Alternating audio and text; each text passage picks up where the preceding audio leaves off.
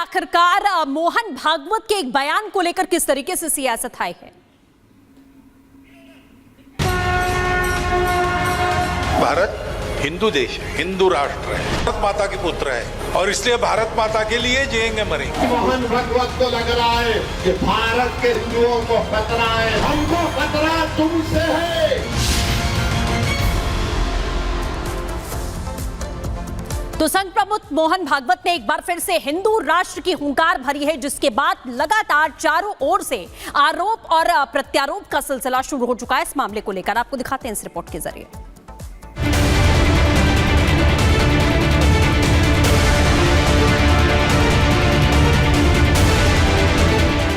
एकता की आह्वान से भड़क गए भाईजान। नरेंद्र मोदी और मोहन भागवत से खतरा। भागवत ने दिया संदेश, ओवैसी ने फिर किया विरोध और इसलिए भारत माता के लिए जिएंगे मरेंगे। संघ के खिलाफ एआईएमआईएम चीफ ओवैसी की नफरत एक बार फिर खुलकर सामने आ गई है। संघ प्रमुख मोहन भागवत के देश में एकता वाले बयान का भी ओवैसी ने विरोध कर दिया है। हैदराबाद में खुलेआम मुस्लिम परस्त राजनीति करने वाले असदुद्दीन ओवैसी पूरे देश में सेक्युलर पॉलिटिक्स का चोला ओढ़े रहते हैं। सेक्युलरिज्म के नाम पर मुस्लिम तुष्टीकरण का पाखंड करने वाले ओवैसी अगर किसी को अपना सबसे बड़ा दुश्मन मानते हैं तो वो राष्ट्रीय स्वयंसेवक संघ है।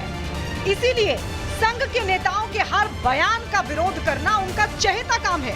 इसकी ताजा मिसाल देखने को तब मिली जब संघ प्रमुख मोहन भागवत ने देश में एकता की बात कह दी।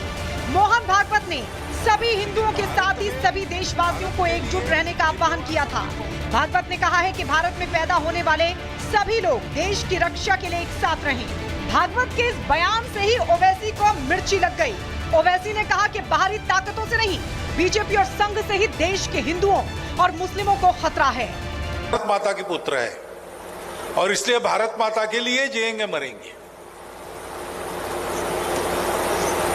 लेकिन भारत में भारत के लिए जिम्मेवार समाज कौन सा है?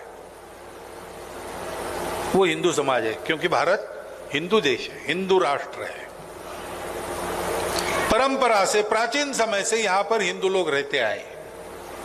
हिंदू नाम बहुत बाद में आया, लेकिन उस समय से जो रहते आए थे उन्हीं को हिंदू नाम मिला। एक खतरा भारत के मुसलमानों को, हिंदुओं को, दलितों को, आदिवासियों को, सिखों को, ईसाइयों को है।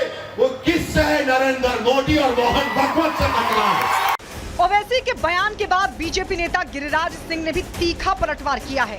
गिरिराज सिंह ने कहा कि देश की अखंडता के लिए देशवासियों की एकजुटता जरूरी है, क्योंकि कुछ लोगों की सोच ही देश विरोधी है, जिसे रोकना है। ओवैसी के डीएनए में ही भारत का खतरा है, भारत के लिए खतरा है। क्योंकि मोहन भागवत जी ने जो बात कहा वो 200% सही कहा कि हिंदुओं को अब समय आ गया है एकजुट होने का। क्योंकि ये ओवैसी जैसे जितने लोग हैं, वो कोई कहते हैं 800 साल का मेरा रहा है राजपाट, फिर मैं आऊंगा। 62 के युद्ध में पंडित नेहरू ने 34,000 वर्ग किलोमीटर की चर्चा क्यों नहीं करते? मोदी के राज में 1 इंच जमीन न कोई लिया है न लेने देंगे। आपको बता दें, ओवैसी लगातार बीजेपी के खिलाफ जहर उगलते रहते हैं। ताजा विवाद भी उनकी इसी सांप्रदायिक सियासत का हिस्सा है। Bureau report, Republic Bharat.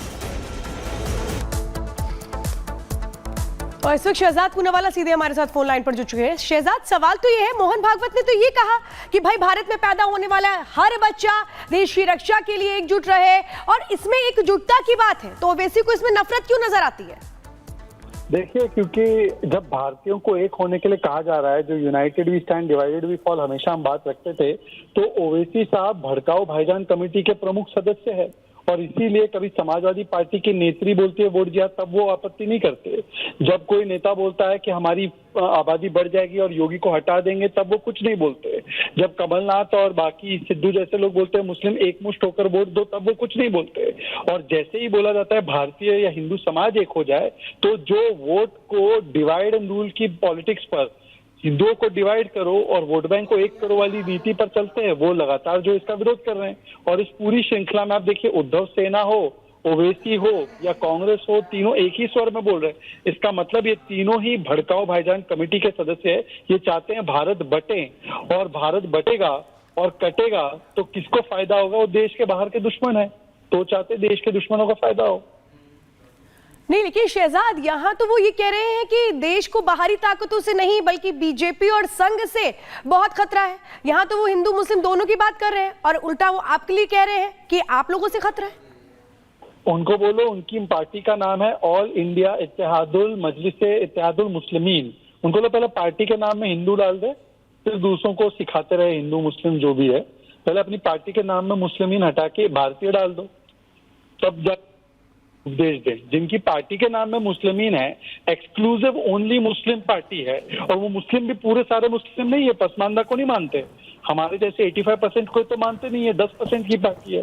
तो जो खुद अपनी पार्टी का नाम मुस्लिमीन रखा हो, वो दूसरों को सिखा रहा है हिंदू मुस्लिम के बारे में। अब मतलब मैं क्या बोलूं, ये तो ऐसे हो गया ओसामा बिन लादेन अमन की बात कर रहा है।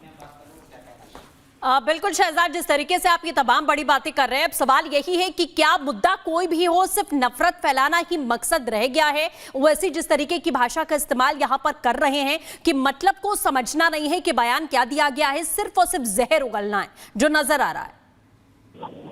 बिल्कुल, देखिए उनको बोलिए कि यूसीसी की पैरवी करते हैं, वो संविधान की बात करते हैं ना। हम यूसीसी के साथ है, ओवैसी साहब भी बोले यूसीसी के साथ है। यूसीसी तो एक करेगा और बाकी के कानून तो तोड़ते हैं, डिवाइड करते हैं। तो एक बार ओवैसी साहब मंच से बोल दे कि मैं यूसीसी के साथ हूँ, एक बार बोल।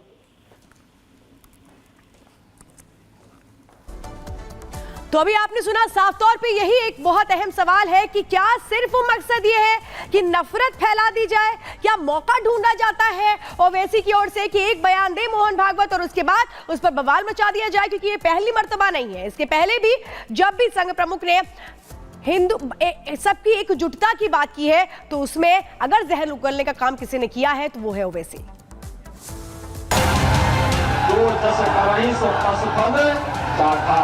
न किसी पर अत्याचार करती है और न किसी के अत्याचार को स्वीकार ही करती है, सबका हिसाब बराबर करके रख देती है। उत्तर प्रदेश में अगर प्रदर्शन के नाम पर हुड़दंग किया गया, अराजकता फैलाने की कोशिश हुई, तो फिर अंजाम बहुत खतरनाक होगा। क्योंकि योगी आदित्यनाथ ने सीधे सीधे अधिकारियों के साथ मीटिंग में कह दिया है कि अराजकता फैलाने वालों के खिलाफ कड़ाई से एक्शन उठाया जाए, किसी को भी ना बख्शा जाए। एक रिपोर्ट दिखाते हैं।